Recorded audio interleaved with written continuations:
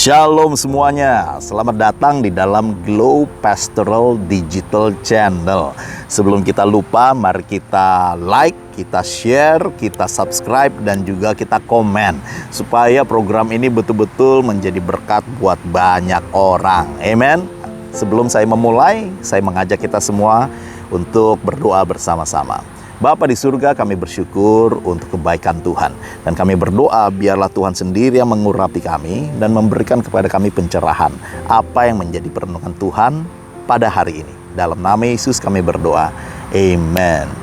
Saudara-saudara sekalian, Bapak Ibu, anak-anak muda, kita semua dimanapun kita berada, saya ingin sharing satu firman Tuhan yang sangat tidak gampang untuk dicerna, apalagi dipraktekkan, apalagi dilakukan.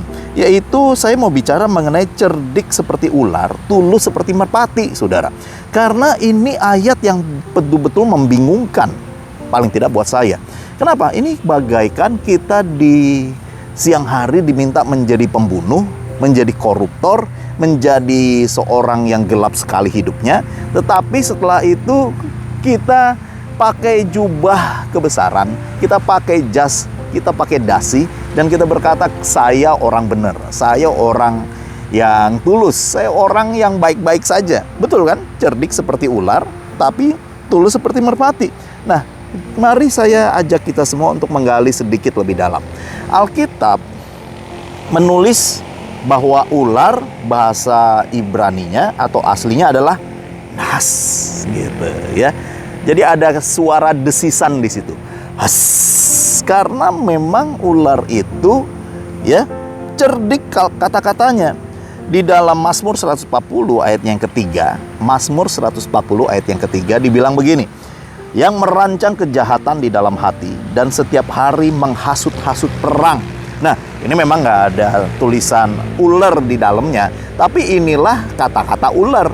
Ini adalah cara ular bekerja, yaitu apa? Menghasut ke kiri, menghasut ke kanan, dalam hatinya banyak sekali intentional untuk kejahatan, untuk meraup kepentingannya sendiri. Makanya kita bilang, kau ular busuk, kau ular beludak. Yesus saja bilang begitu. Kenapa? Karena dalam hatinya selalu ada kejahatan, saudara. Bahkan ingat baik-baik, Amsal 23 ayat 31-32.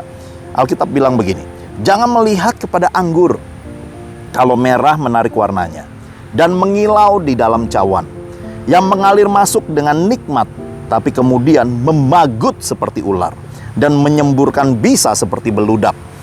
Ibaratnya begini, saudara. Jadi, kalau engkau lihat ada cawan anggur, kau lihat merah, wangi, dan anggur itu benar-benar menggoda, jangan diminum. Kenapa? Di dalamnya tiba-tiba ada ular kecil yang berbisa. Ular yang paling berbisa itu ular yang kecil dan pendek ularnya, tetapi bisanya betul-betul mematikan, saudara. Jangan diminum, ibaratnya begitu. Ini yang disebut jebakan-jebakan iblis. Nah loh, kalau Alkitab saja sudah berkata bahwa ada jebakan-jebakan dan gambarannya ada ular, kita disuruh jadi ular, kita disuruh jadi iblis, ya kan? Bahkan di dalam Matius 10 ayat yang ke-16 dikatakan, lihat, aku mengutus kamu seperti domba ke tengah-tengah serigala. Sebab itu hendaklah kamu cerdik seperti ular dan tulus seperti merpati. Ini perkataan Tuhan Yesus sendiri loh. Kita nggak bisa anulir perkataan seperti ini. Nah, karenanya bagaimana kita bisa memaknai Tuhan, bagaimana kita sebagai orang Kristen, kita betul-betul bisa cerdik seperti ular, tetapi tulus seperti merpati. Nah, saya ingin catat satu hal buat orang-orang Kristen, yaitu apa? Inilah hikmat, saudara. Saya catat di sini, cerdik tidak sama dengan tidak jujur. Ya, dan tulus tidak sama dengan bodoh gampang ditipu. Nah, ini yang betul-betul kita perlu mengerti.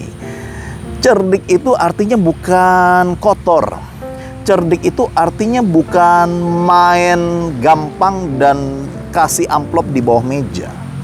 Juga tulus itu bukan bodoh-bodoh amat gitu. Nangkep ya maksud saya ya. Ada orang yang naif banget, ada orang yang tulus banget, tetapi dia tidak pakai strategi dan hikmat, sehingga akhirnya jadi bulan-bulanan.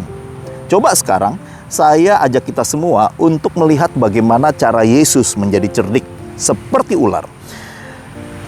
Yesus tanggapi cara hidup seperti ini dengan betul-betul kasih kita contohnya. Salah satu yang saya catat adalah yaitu cerdik artinya tidak bisa dijebak sama orang yang berniat jahat. Nah, itu cerdik, saudara.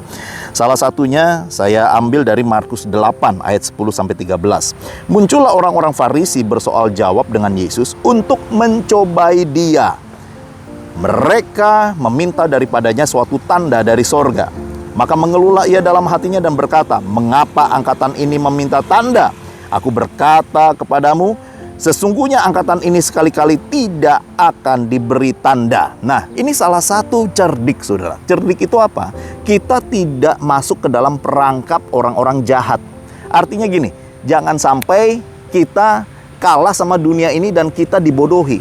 Nah, saya punya ungkapan, ya. Komodo nggak bisa dikadalin. Nah, betul nggak? Betul nggak? Iya kan? Jadilah komodo. Artinya apa? Nggak bisa dikadalin sama orang gitu loh. Hati-hati dengan jebakan-jebakan dalam hidup ini. Jangan sampai kita bilang, waduh, saya orang Kristen, orangnya tulus. Waduh, orang Kristen, saya pokoknya diminta apapun saya lakukan karena saya mau berbuat baik. Itu bodoh, saudara.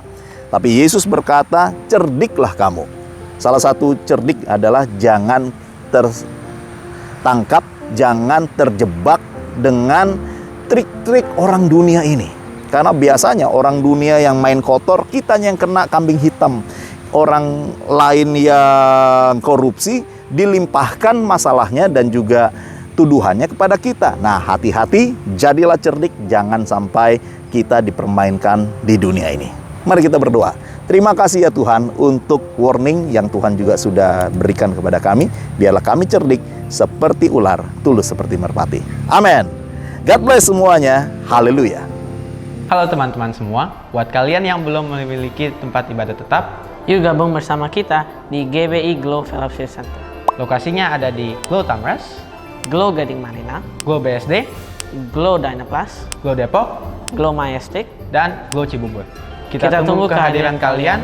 Tuhan Yesus memberkati. Amin.